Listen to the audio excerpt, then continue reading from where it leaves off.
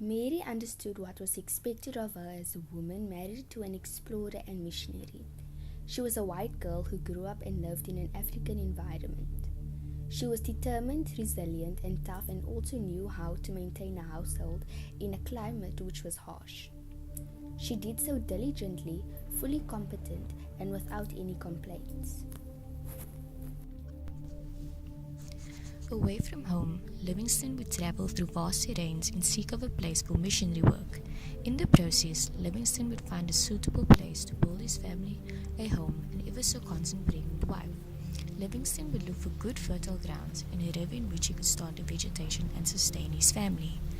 In the process of her husband being away on his missionary work, Mary would care for her children, even worn out and suffering from fatigue and illness. Mary Livingstone would prepare food, see to her children while alone and pregnant. She also spent a lot of her time teaching the Africans further into town. Mary woke up at dawn, took care of things around the house, baked loaves of bread, did the washing and the milling of the grain, before going to town to further day doing activities amongst the locals. Mary Livingstone had indeed failed to see the danger of venturing into the wilderness with her husband.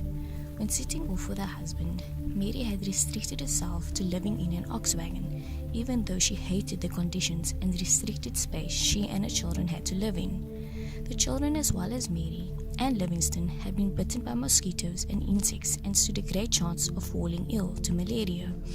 This indeed led to one of the children falling ill with a fever, their 8-month-old baby dying during their travel, and an already ill Mary falling ill once again, inevitably forcing Livingstone to make his way back home.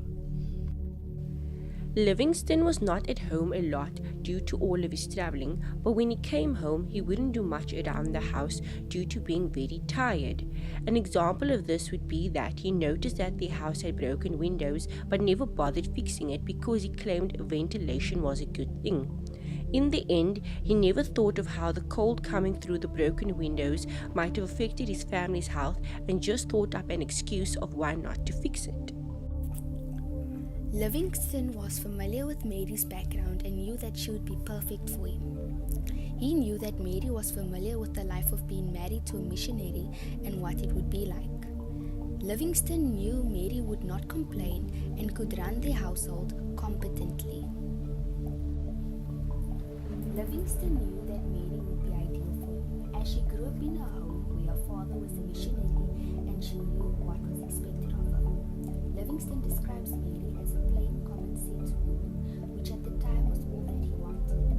Mary grew up accustomed to that kind of life, and therefore married Livingstone confidently. Overall, Livingstone played his role as a husband and father well, but not in a very ideal manner.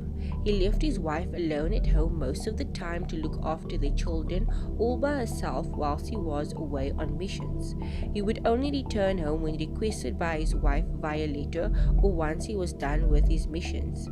When he returned home, he would end up getting her pregnant, which resulted in her always having to care for herself whilst he was gone from home.